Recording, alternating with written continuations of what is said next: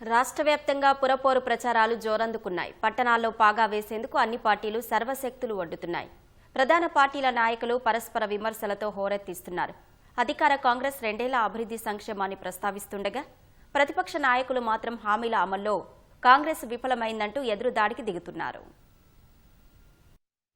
Municipal ఎన్నికల ప్రచారం ఉధృతంగా సాగుతోంది. కాంగ్రెస్ నాయకులు, మంత్రులు పార్టీ అభ్యర్థుల గెలుపు కోసం విస్తృత ప్రచారం చేస్తున్నారు. ప్రభుత్వం అమలు చేస్తున్న వివిధ పథకాలను వివరిస్తూ ఓట్లు అభ్యర్థిస్తున్నారు. ఖమ్మం జిల్లా ఏదులాపురంలో అధికార పార్టీ అభ్యర్థులకు మద్దతుగా రెవెన్యూ శాఖ మంత్రి పొంగులేటి శ్రీనివాసరెడ్డి ప్రచారంలో పాల్గొన్నారు. ఇందిరమ్మ రాజ్యంలో ప్రతి పేదోడి ఇంటింటా సౌభాగ్యం అందిస్తున్నామని వివరించారు. 10 ఏళ్ల బీఆర్ఎస్ సర్కార్ సామాన్యుల సంక్షేమాన్ని గాలికొదిలేసిందని మండిపడ్డారు. సిద్దిపేట జిల్లా హుస్నాబాద్ లో కాంగ్రెస్ కౌన్సిలర్ అభ్యర్థుల జాబితాను మంత్రి పొన్నం ప్రభాకర్ విడుదల చేశారు. అంతకుముందు పలు వార్డుల్లో ప్రచారం చేసి హస్తం పార్టీ అభ్యర్థులను గెలిపించాలని మంత్రి విజ్ఞప్తి చేశారు. మరిన్ని అభివృద్ధి పనులు చేసేలా అధికార పార్టీని ఆశీర్వదించాలని ప్రజలను కోరారు. నల్గొండను స్మార్ట్ సిటీగా తీర్చిదిద్దడమే తన లక్ష్యమని రోడ్లు, భవనాల శాఖ మంత్రి కోమటిరెడ్డి వెంకటరెడ్డి అన్నారు. నల్గొండ కార్పొరేషన్ ఎన్నికల ప్రచారంలో భాగంగా పలు డివిజన్లలో అభ్యర్థులకు మద్దతుగా మంత్రి కోమటిరెడ్డి వెంకటరెడ్డి విస్తృత ప్రచారం నిర్వహించారు. హస్తం గుర్తుకు ఓటేసి నల్గొండ కార్పొరేషన్ కు మద్దతు పలకాలని విజ్ఞప్తి చేశారు. తెలంగాణలో 7 కార్పొరేషన్ ఉంటే అందులో నల్గొండ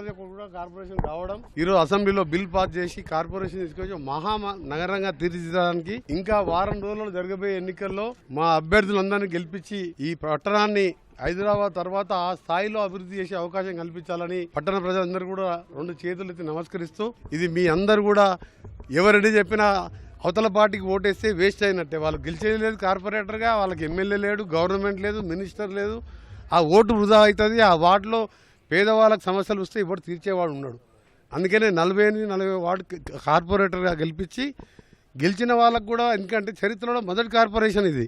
మనదాకా చిన్న సిటీ మున్సిపాలిటీ, ఇవాళ కార్పొరేషన్ మహానగరం అయ్యింది. ప్రాణం ఇచ్చి ఈరోజు ఇంత పెద్ద నాయకుని చేసిన నల్గొండని ఒక మోడల్గా చేసి ప్రతి పేదవానికి ఉచితంగా విద్యను అందించి గవర్నమెంట్ స్కూళ్ళన్నీ బాగా చేయించి గవర్నమెంట్ కాలేజీలన్నీ బాగా చేయించి ఈరోజు ఒక లక్ష్యంతో పనిచేస్తున్నాను.